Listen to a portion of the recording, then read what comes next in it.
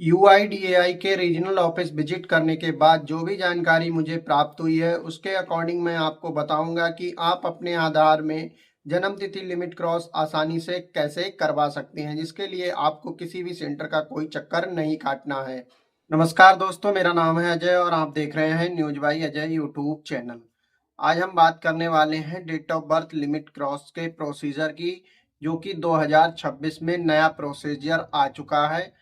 और वह प्रोसीजर किस तरह से काम करता है, किस तरह से आप अपने आधार में जन्म तिथि लिमिट क्रॉस को सही कर पाएंगे। अब उन्होंने 2021 का जो नियम था उसे कैंसिल करके 24 दिसंबर 2025 को नया नियम लागू कर दिया गया है। और उस नियम के अनुसार आप बड़ी ही आसानी से अपनी जन्म तिथि अपडेट करा पाएंगे, अगर आप प्रोसीजर को अच्छी तरह से फॉलो करेंगे।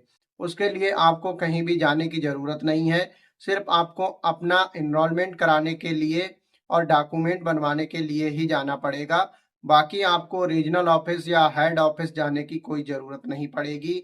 जो भी प्रोसीजर मैं बताऊंगा उस प्रोसीजर को आप फॉलो करेंगे।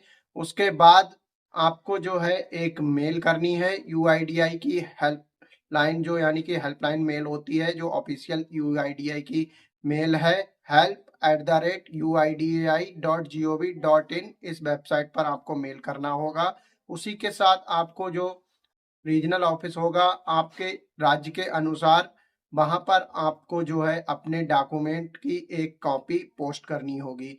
बस इतना ही आपको काम करना है और आपको किसी भी रीजनल ऑफिस के चक्कर बार बार नहीं काटने पड़ेंगे और आप अपनी जन्म तिथि 100% सही कर पाएंगे, इस बात की गारंटी मैं देता हूं।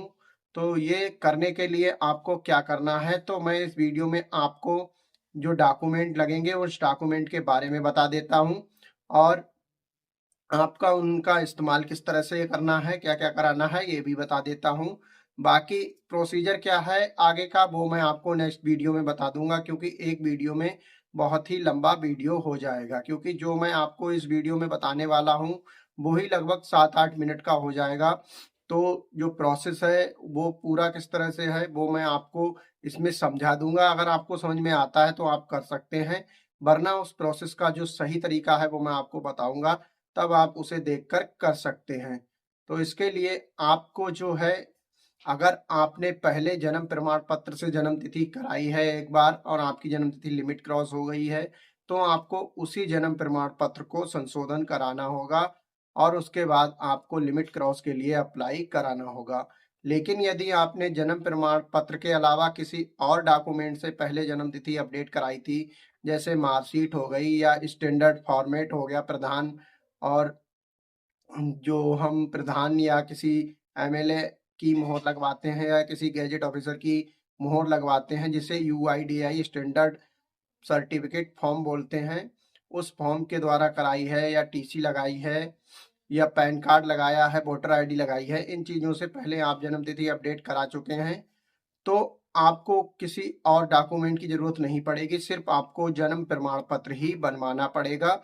और उसी के साथ यूआईडीआई के द्वारा, जैसे पहले स्वघोषणा पत्र लगता था लेकिन अब उसकी जगह पर उन्होंने एक एफिडेविट निकाला है, उस एफिडेविट को आपको 10 रुपए या उससे अधिक के ई स्टाम्प पर प्रिंट कराना होगा और उसे नोटरी कराना होगा। उसके बाद आप जो है अपना आधार सेंटर जो भी नियरेस्ट है उस पर जाकर अप्लाई करेंगे। उनको बोलेंगे कि हमें लिमिट क्रॉस के लिए अप्लाई करना है, जो भी एक्सेप्शन का तरीका होता है उस तरीके से आप हमारा फॉर्म अप्लाई कर दीजिए।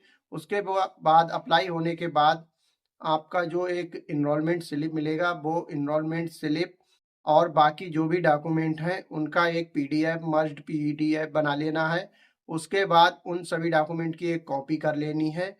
उस पीडीएफ को आपको जो ये सामने मेल दिख रही है इस मेल पर मेल करना है। जो डॉक्यूमेंट की कॉपी आपने बनाई है उन्हें जो ये पता दिख रहा है इस पते पर मेल करना है। ये सिर्फ उत्तर प्रदेश वालों के लिए है। बाकी अगर आपको जानना है कि आपका रीजनल ऑफिस कहाँ है, तो यूडीआई की ऑफिशियल वेबसाइट में जाएंगे, नीचे स्क्रॉल करेंगे और वहां पर अपना राज्य सेलेक्ट कर लेना, उसके अकॉर्डिंग आपके रीजनल ऑफिस का पता दिख जाएगा, उस पर आप जो है पोस्ट कर सकते हैं। अब बात कर लेते हैं कि आपको मेल में क्या क्या लिखना है, वो भी मैं आपको आगे बता दूंगा। लेकिन इस वीडियो में नहीं, वो मैं आपको नेक्स्ट वीडियो में बताऊंगा। तो आइए हम यहाँ पर जो मेमोरेंडम रिलीज हुआ है उसे ओपन करके आपको दिखा देते हैं और उसमें क्या क्या जानकारी दी गई है वो भी हम आपको बता देते हैं। तो चलिए हम अपनी कंप्यूटर स्क्रीन की तरफ चलते हैं और वीडियो को लाइक जरूर कर दीजिए और चैनल पर नए हैं चैनल को सब्सक्राइब भी कर लीजिए, क्योंकि पूरा प्रोसीजर आपको इस चैनल पर मिलने वाला है। UIDAI head office Bangla Sahib road, Gol market, new Delhi के द्वारा 24 दिसंबर 2025 को एक standard operating procedure for date of birth update in Aadhaar, यानी कि आधार कार्ड में जन्म तिथि अपडेट करने के लिए SOP रिलीज किया गया है। उसकी जानकारी नीचे दी गई है, मैं आपको पूरा पढ़कर ये सुनाता हूँ जो इसमें मेन मेन पॉइंट हैं। तो यहाँ पर लिखा हुआ है द स्टैंडर्ड ऑपरेटिंग प्रोसीजर यानी कि SOP is being issued in super session of all previous communities and communications issued by UIDAI regarding update of date of birth in Aadhaar database, including standard operating procedure to update date of birth under exception handling process vide letter number. ये जो letter number दिया है date 19/7/2021, यानी कि 19/7/2021 में जो जन्म तिथि लिमिट क्रॉस के नियम बनाए गए थे उनको कैंसल करके नए नियम जो हैं जन्म तिथि सुधार के लिए लागू किए गए हैं, उसी के बारे में इस मेमोरेंडम में पूरी जानकारी दी गई है। तो जन्म तिथि सुधार करने के लिए आपको क्या क्या दस्तावेज की जरूरत पड़ेगी वो मैं आपको पहले बता चुका हूँ और एक बार फिर बता देता हूँ। तो यहाँ पर इस जो मेमोरेंडम ये दिया गया है इसमें आपको सारी जानकारी नीचे दी गई है कि किस तरह से आप कौन सी जो परेशानी है उसको हल करेंगे और किस तरह की DOB में किस तरह का डॉक्यूमेंट यहाँ पर लगेगा। तो यहाँ पर इसे पूरा आप पढ़ लेना, इसे डाउनलोड कर लेना, डिस्क्रिप्शन में लिंक मिल जाएगा। बाकी आप इसे UIDAI की स्पेस ऑफिशियल वेबसाइट से भी डाउनलोड कर सकते हैं। तो यहाँ पर जो ये देख सकते हैं एनेक्सर 1 फॉर एडल्ट्स, यानी कि जो भी वयस्क व्यक्ति है उसके लिए जो फॉर्म दिया गया है, मैं आपको थोड़ा छोटा करके दिखाता हूँ, पूरा फॉर्म दिखेगा। तो यहाँ पर ये पूरा फॉर्म है, इस तरह का आपको एक एफिडेविट मिलेगा डेट ऑफ बर्थ अपडेट कराने के लिए।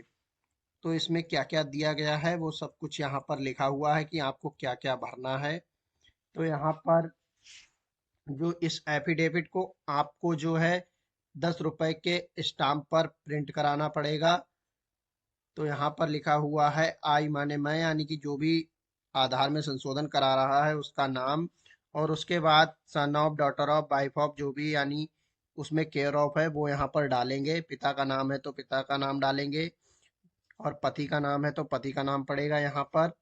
फिर उनका एड्रेस पड़ेगा, उसके बाद आधार नंबर पड़ेगा और नीचे यहाँ पर उनकी करेक्ट जन्म तिथि पड़ेगी। फिर यहाँ पर आप आ जाएंगे 3 नंबर पे, यहाँ पर जो रिकॉर्डेड डेट ऑफ बर्थ है वो पड़ेगी और साथ में आपने डॉक्यूमेंट क्या दिया है वो यहाँ पर लिखेंगे, जन्म प्रमाण पत्र या क्या आपने दिया वो लिखेंगे। और यहाँ पर आपको लिखना है कि आपने जन्म तिथि कितने बार अपडेट करा चुके हैं, एक बार या एक बार भी नहीं या एक बार से अधिक बार। फिर उसके बाद 5 नंबर पर आप आ जाएंगे, यहाँ पर दिया गया है कि आपने जो 3 नंबर में करेक्ट जन्म तिथि डाली है तो उसमें आपने जो बर्थ सर्टिफिकेट लगाया है क्या वह पहले भी यूज किया था। अगर यूज किया था तो आप वहाँ पर जो भी सिलेक्शन आएगा तब सेलेक्ट करेंगे। उसी के साथ यहाँ पर हम आएंगे 6 नंबर पर, तो यहाँ पर लिखा है that I wish to get my date of birth update in Aadhaar age. फिर यहाँ पर 6 नंबर में यह लिखा है कि आप मैं चाहता हूँ कि मेरे आधार कार्ड में जन्म तिथि यहाँ पर डालोगे। उसके बाद नीचे डॉक्यूमेंट का नाम लिखोगे, जो भी आपने document proof of date of birth के लिए दिया है उसके अनुसार की जाए। उसी के साथ छठा पॉइंट हो गया। फिर आपका 7वां पॉइंट है, यहाँ पर लिखा है कि मैं इस चीज़ के लिए एलिजिबल हूँ कि आगे से मैं अपने आधार में कोई भी जन्म तिथि सुधार नहीं करूँगा। उसी के साथ और भी इसी तरह के पॉइंट दिए गए हैं यहाँ पर। तो ये सारा कुछ फिल करने के बाद यहाँ पर name and signature of resident, यानी कि यहाँ पर अगर आप वयस्क हैं तो आपको अपने साइन करने पड़ेंगे, क्योंकि ये फॉर्म भी वयस्क वाला ही है, यानी कि 18 प्लस वाला है। अगर आप 18 प्लस हैं तो आप खुद ही साइन करेंगे।